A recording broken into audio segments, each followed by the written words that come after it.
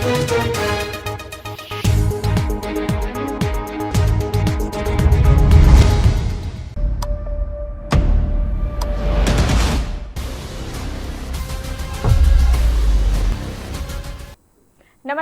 आप देख रहे हैं मिरर मीडिया। मैं हूं अंजलि। स्वागत है आपका खबरनामा में। चलिए रुक करते हैं अब तक की सुर्खियों की ओर।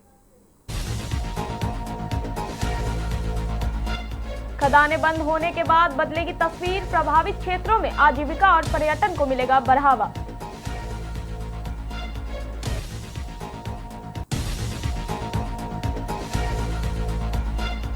होमगार्ड के 1096 चयनित अभ्यर्थियों का मेडिकल डॉक्यूमेंट वेरिफिकेशन 17 अगस्त से।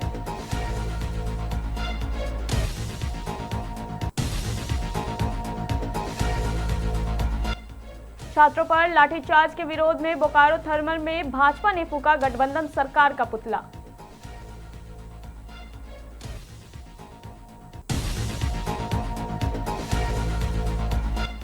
नवाद स्टेशन पर महिला यात्रियों का पर्स चुराने वाली 2 शातिर महिलाएं गिरफ्तार।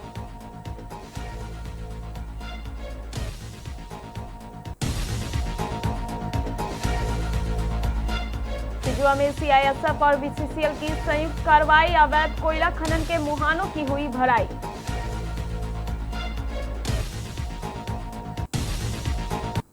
अब खबरें विस्तार से। उपायुक्त आदित्य रंजन की अध्यक्षता में समर न्यायालय सभागार में माइंस क्लोजर एडवाइजरी कमेटी की बैठक हुई। बैठक में बीसीसीएल के सभी 12 एरिया में खनन गतिविधियां समाप्त होने के बाद प्रभावित क्षेत्रों के सामुदायिक विकास और स्थानीय लोगों के सामाजिक आर्थिक सशक्तिकरण को लेकर कई महत्वपूर्ण योजनाओं पर विस्तार से चर्चा की गई। बैठक में प्रभावित परिवारों के लिए वैकल्पिक आजीविका के साधन विकसित करने पर जोर दिया गया। कृषि, हस्तशिल्प, पोल्ट्री फार्मिंग, सिलाई, आईटी कौशल, स्वरोजगार और उद्यमिता से जुड़े प्रशिक्षण एवं आवश्यक संसाधन उपलब्ध कराने का निर्णय लिया गया। साथ ही महिलाओं के आर्थिक और सामाजिक उत्थान के लिए विशेष योजनाएं तथा बुजुर्गों और दिव्यांगजनों के लिए सहायता कार्यक्रम लागू करने पर भी चर्चा हुई। पर्यावरण संरक्षण को लेकर बागवानी, मधुमक्खी पालन और स्थानीय प्रजातियों के पौधारोपण को बढ़ावा देने की योजना है। कृषि एवं संबद्ध गतिविधियों के साथ इको टूरिज्म विकसित करने पर भी विचार किया गया। उपायुक्त ने कहा कि बंद हो चुकी खदानों के स्थलों का कायाकल्प कर उन्हें नौकायन, ट्रैकिंग और सांस्कृतिक पर्यटन केंद्र में रूप में विकसित किया जा सकता है। खनन से प्रभावित जल निकायों का पुनरुद्धार करने के साथ सौर ऊर्जा और बायोगैस परियोजनाएं स्थापित कर स्थानीय समुदायों को सस्ती ऊर्जा उपलब्ध कराने की दिशा में भी काम किया जा सकता है। उन्होंने कहा कि प्रभावित क्षेत्रों में निर्मित परिसंपत्ति और सार्वजनिक स्थलों के रखरखाव की जिम्मेदारी स्थानीय समुदाय, स्वयं सहायता समूहों और प्रभावित परिवारों को दी जाएगी। इसके साथ ही कचरा प्रबंधन और नवीनीकरण ऊर्जा के प्रति लोगों में जागरूकता बढ़ाई जाएगी। उपायुक्त ने कहा कि सामुदायिक विकास के लिए समिति को दीर्घकालिक आजीविका पर विशेष ध्यान देना होगा। सभी योजनाएं डीएमएफटी एवं जेआरडीए पीएमयू के पास भेजी जाएगी। यूटिलिटी रिपोर्ट प्राप्त होने के बाद समिति द्वारा योजनाओं को स्वीकृति दी जाएगी। इसके लिए पीएमयू को और मजबूत बनाया जाएगा। बैठक में उप विकास आयुक्त सनी राज, वन प्रमंडल पदाधिकारी विकास पलिवाल, जिला खनन पदाधिकारी रितेश राज तिग्गा, बीसीसीएल के एचओडी इन्वायरमेंट शोध अनवर, बीसीसीएल के सभी 12 एरिया के प्रोजेक्ट ऑफिसर, प्रभावित पंचायतों के मुखिया सहित अन्य लोग मौजूद रहेंगे।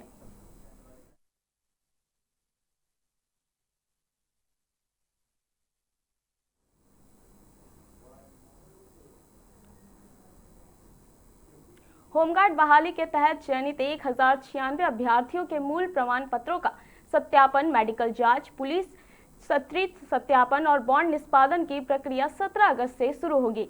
ये प्रक्रिया 31 अगस्त 2026 तक समर न्यायालय में सुबह 11 बजे से शाम 5 बजे तक चलेगी। निर्धारित तिथि में शामिल नहीं हो पाने वाले अभ्यर्थियों को 1 सितंबर को अंतिम अवसर दिया जाएगा।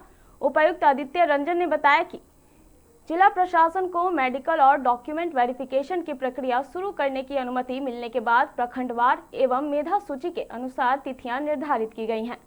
17 अगस्त को पूर्वी टुंडी के 98, 18 अगस्त को टुंडी और बलियापुर के 98, 19 अगस्त को कलियासोल एवं बागमारा के 110 तथा 20 अगस्त को निरसा और गोविंदपुर के 112 अभ्यर्थियों का सत्यापन होगा। इसी तरह 21 अगस्त को तोपचांची के 56, 22 अगस्त को इग्यारकुंड एवं धनबाद ग्रामीण के 114 और 24 अगस्त को शहरी गैर तकनीकी धनबाद एवं शहरी गैर तकनीकी चिरकुंडा के 77 अभ्यर्थियों की प्रक्रिया होगी। शहरी गैर तकनीकी धनबाद के पुरुष अभ्यर्थियों के लिए मेधा सूची क्रमांक के अनुसार 25 और 27 अगस्त, जबकि शहरी तकनीकी धनबाद के अभ्यर्थियों के लिए 29 और 31 अगस्त की तिथि निर्धारित की गई है।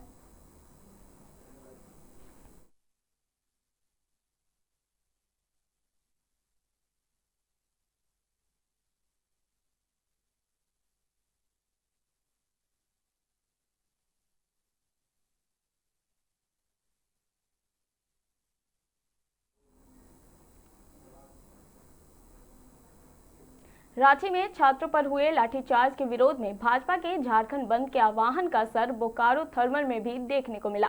यहां भाजपा कार्यकर्ताओं ने झारखंड गठबंधन सरकार के खिलाफ प्रदर्शन करते हुए पुतला दहन किया। पुतला दहन से पहले भाजपा कार्यकर्ताओं ने हाथों में गठबंधन दलों के नेताओं के पुतले लेकर नारेबाजी करते हुए रैली निकाली। रैली अस्पताल मोड़ और स्टेशन मोड़ होते हुए थाना चौक पहुंची। थाना चौक पर भाजपा के पूर्व सांसद रविंद्र कुमार पांडे, भाजपा रांची प्रभारी भरत यादव और मोती महतो ने नुक्कड़ सभा को संबोधित किया। नेताओं ने रांची में छात्रों पर हुई पुलिस कार्रवाई की निंदा करते हुए सरकार पर निशाना साधा। इसके बाद झारखंड चौक पर गठबंधन सरकार का पुतला दहन किया गया। प्रदर्शन में भाजपा के कई कार्यकर्ता और समर्थक शामिल रहे।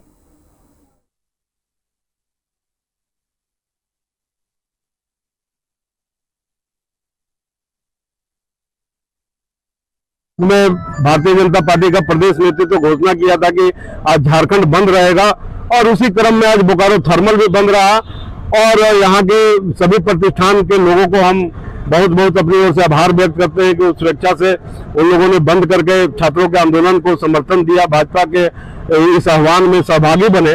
और अभी हम लोग जो है सो इंडी गठबंधन का, राहुल गांधी का, हेमंत सोरेन का और तेजस्वी यादव का पुतला दहन करके हम लोग जो कल लाठीचार्ज हुआ उसका विरोध प्रकट करते हैं और मांग करते हैं कि छात्रों की मांग को जल्द से जल्द जो है सो सुना जाए और उनका सकारात्मक समाधान हो।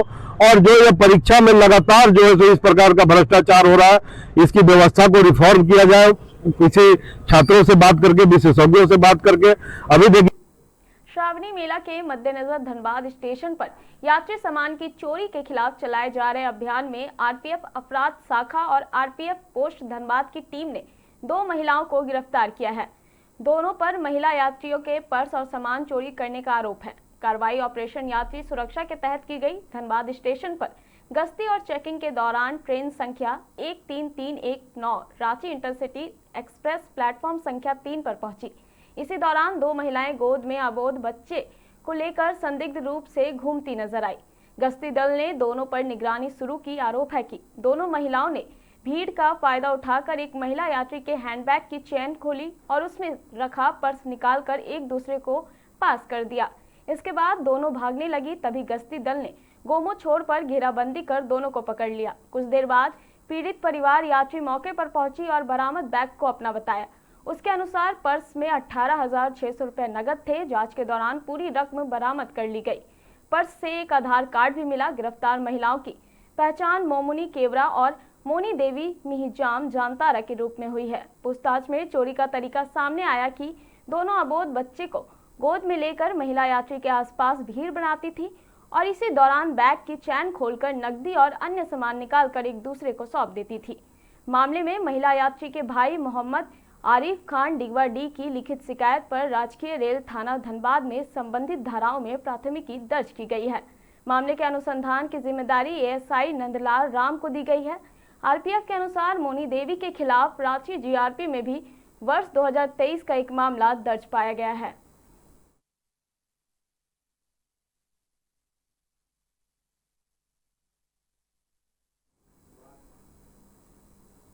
एरिया 4 सिजुआ क्षेत्र में केंद्रीय औद्योगिक सुरक्षा बल सीआईएसएफ और बीसीसीएल प्रबंधन ने अवैध कोयला खनन के खिलाफ संयुक्त कार्रवाई करते हुए कई अवैध मुहानों की भराई कराई।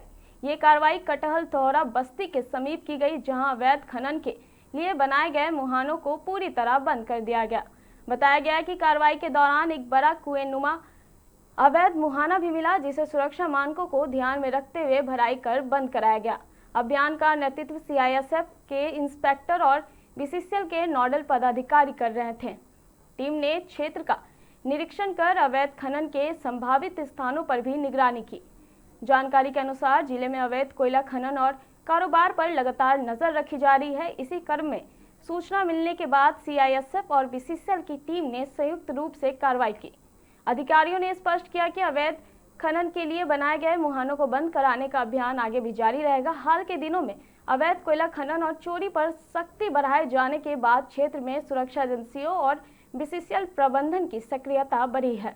लगातार हो रही कार्रवाई से अवैध कोयला कारोबार से जुड़े लोगों में हड़कंप की स्थिति बताई जा रही है।